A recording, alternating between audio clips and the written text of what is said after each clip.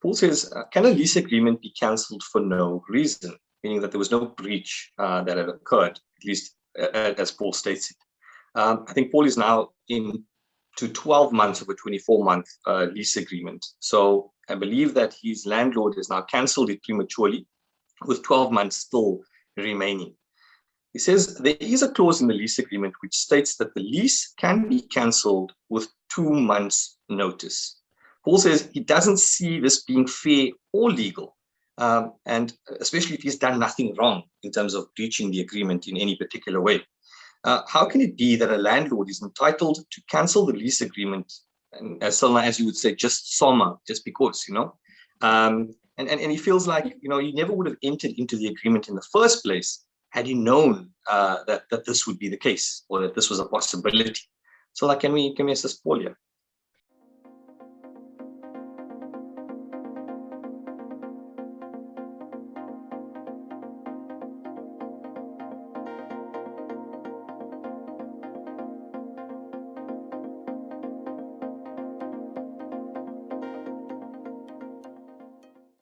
I'm very grateful for Paul's question, because this question is a question I really get extremely often, but especially from rental agents, because it is a clause that should be in a lease agreement.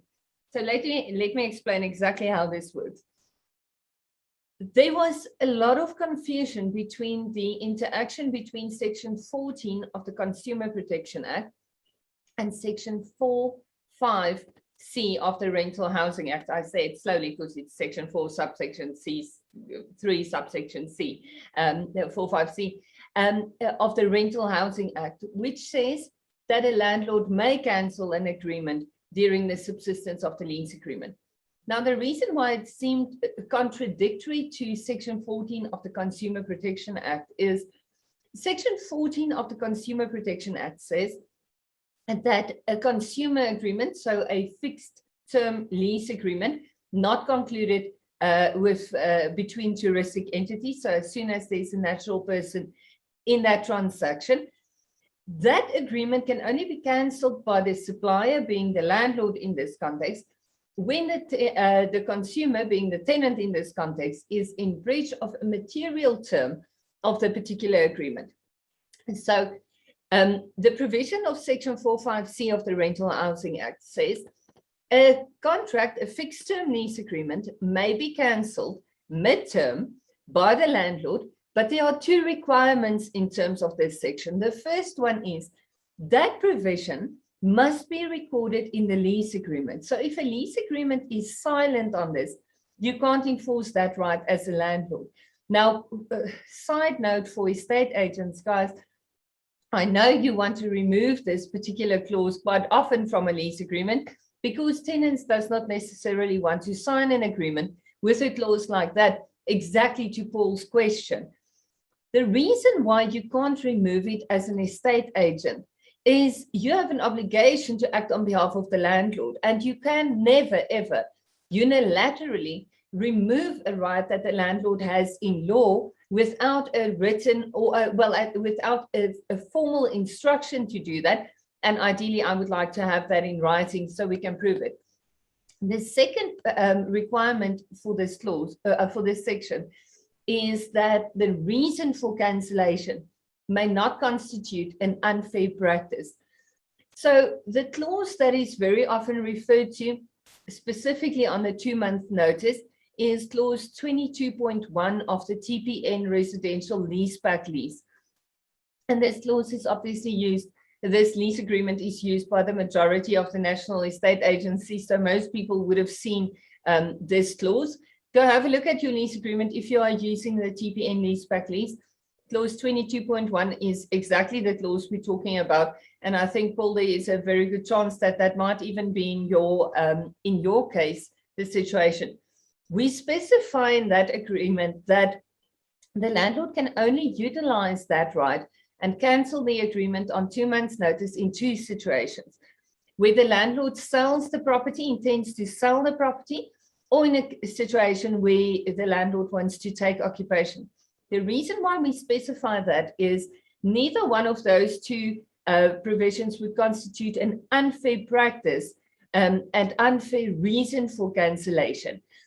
If the landlord wants to use that, and it's not specified in the agreement, as I just mentioned in the leaseback lease, say for instance, the landlord thinks tenant B would be willing to pay a higher rent and he wants to cancel, that's an unfair practice.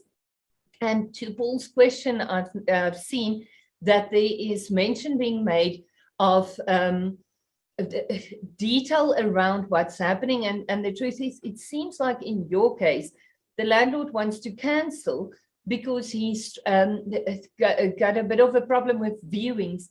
So the factual position and the objective situation there, I obviously don't know. But what I can say is, as long as it does not constitute an unfair practice, for instance, the landlord wants to sell or take occupation, it is recorded in the lease agreement, then 100% the landlord can cancel.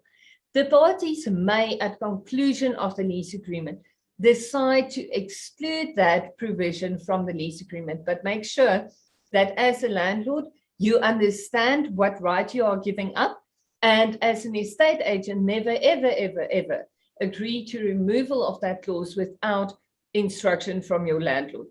So I know it sounds like an unfair provision, Paul, but the truth is, because the landlord has the stronger right to a property, our law can never put a landlord in a position where he is bound to a lease agreement to his own peril. So I think that that's important to see. So have a look at your lease agreement.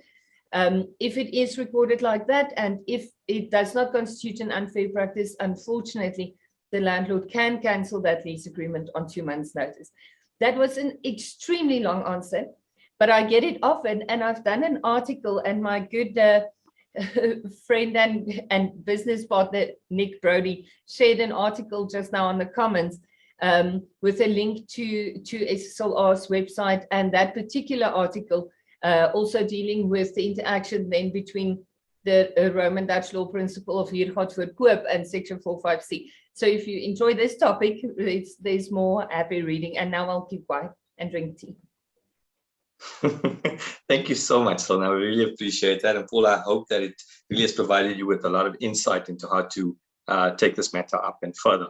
Also, Paul, please feel free to contact Selna or Bruno, and they will obviously assist you further. I see there's a question that came into the chat just now from Yannick. Yannick, hi. It's nice to have you with us.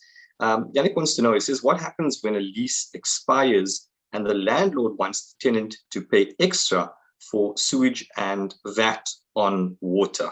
Selna, I don't know if you want to take this one, or both of you, Bruno, both of you. Just let me just understand the question. Okay. So there's the lease agreement expires. Well, luckily I can see comments here. And the landlord, well, I suppose when it expires, if this is regarding terms of the new lease agreement, so the extension or renewal, then definitely the landlord may do that, because you negotiate a completely new contract and the tenant is at liberty not to accept that for conclusion of a further term. Bruno, you agree with me there? Now you're on mute. Yes, I got that. We're so silent. I got a big warning across my screen. I do agree with you. So obviously, yeah, so obviously I echo the same sentiments. I have noticed in certain situations that you can have pre-agreed terms, but I only find this typically in commercial lease agreements where certain increases are agreed beforehand. So you know that in 3, 4, 5 years time, you're paying 8% escalation per year on rentals and some costs, etc., depending on how they're calculated. But yes, Selna is 100% right.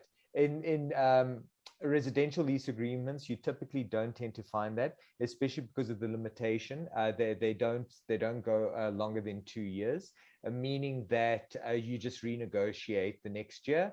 You have a look at the rental. Sometimes there is a percentage, but with utility charges, it's normally connected to what the municipality charges. So in fact, even during the course of a lease, there is provision often being made for the landlord to give notice that the municipality is increasing their charges, and this will be carried over to the tenant.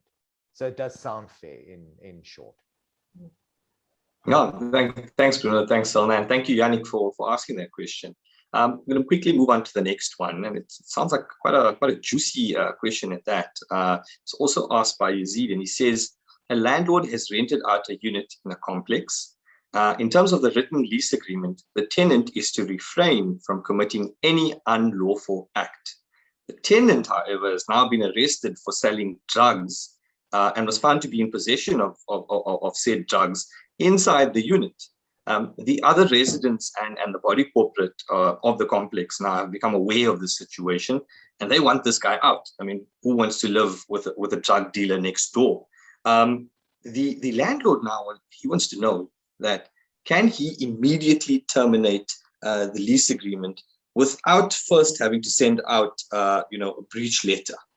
Silna, what do you say about this? I have a potentially controversial answer to this one. Obviously, let's go to Section 14 of the Consumer Protection Act. You need to give a tenant 20 business days to remedy his breach. Only if he doesn't can you cancel the agreement, which will render his occupation illegal.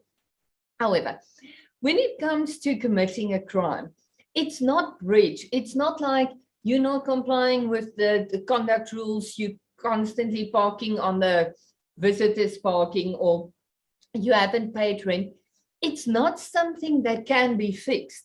The problem with a crime is once it's been committed, it's been done. You can't go back in time and be like, ooh, okay, I have 20 business days to get a time machine, go back and not sell drugs, which would be cool, but we can't do that. So unfortunately, this is a kind of breach that can't be remedied. The contract says you're not allowed to commit a crime while you are in the unit. Now you've done that. Whether you've been found guilty or not, you've been arrested. And from the question I saw, that they say when they arrested him, there was drugs in the place. So, it's not one of those where you can say, no, I was holding a cigarette for my friend, I promise. It's not one of those. We've all done that, Yella, we know. But it's not one of those things like, ooh, I don't know how this got here. My opinion on that is, if your lease agreement allows for immediate cancellation, I do believe that you would be able to enforce that. I think it is very thin in law. There is no clear answer to this. In reading Section 14 of the CPA, I can't see that this fact sheet really fit into Section 14. It's not a material breach, it's a crime. And I think that the confusion here comes in, again, like a recent case we've seen where criminal and civil law meets.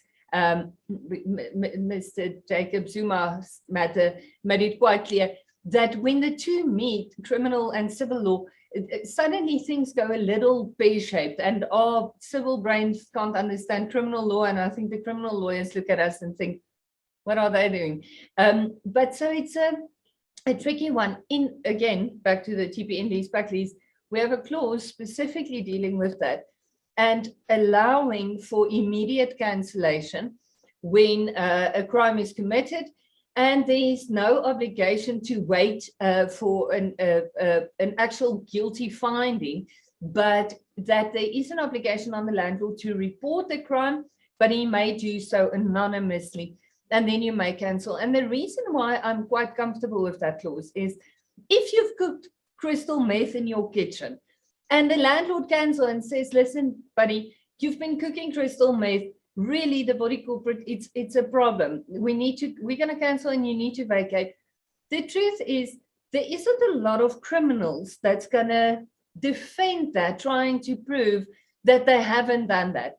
If they've been innocent, I'm quite sure they will come out and say, no, it was really, I'm really just not smooth on cooking pompoen cookies and, whatever.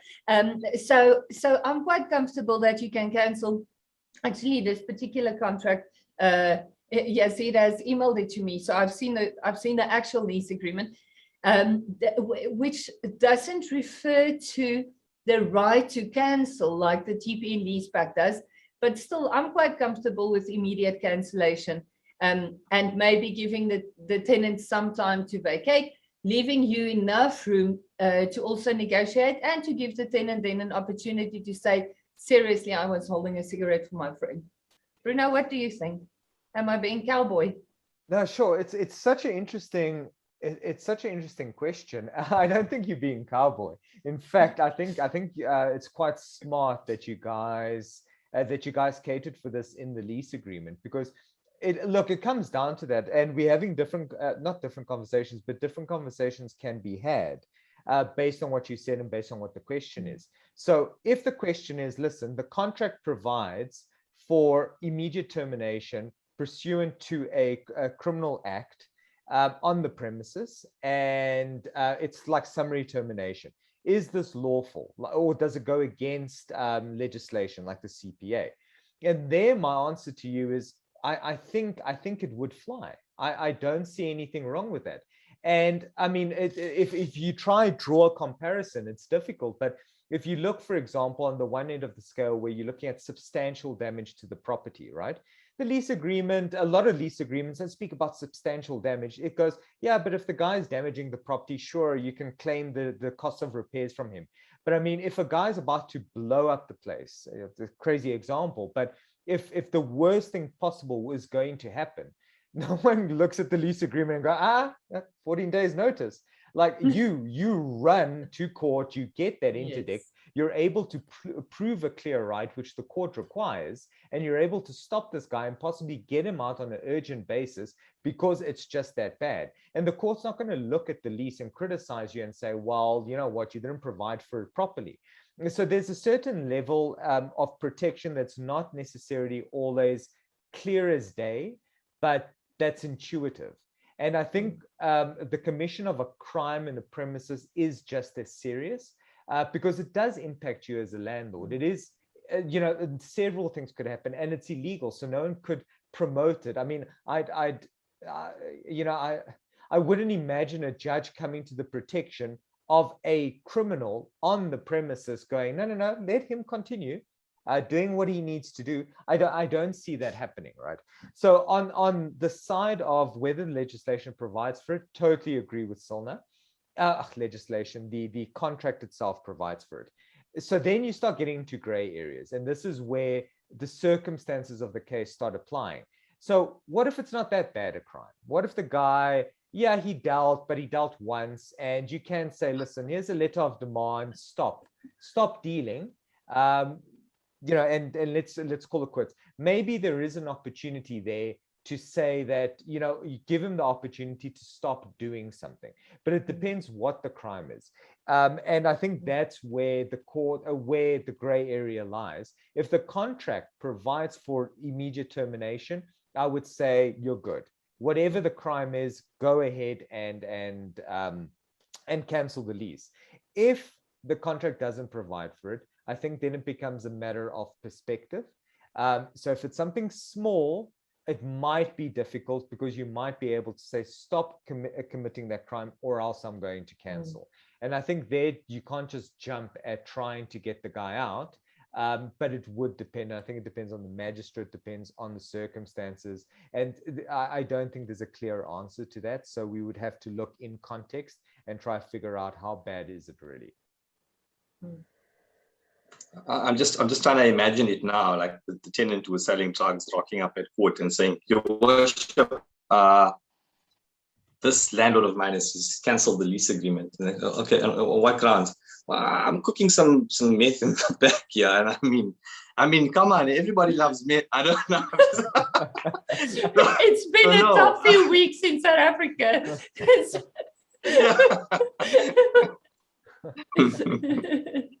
No, but thank you so much, guys. Thank you, Bruno. Thank you, Solna. And thank you to you, our viewers who've joined us. Post your questions, as always, post your questions in the group. And you can do it in the comments as well when we go live, like Yannick did today. I hope that you all have a great week further, and looking forward to seeing you next week. Cheers, everybody.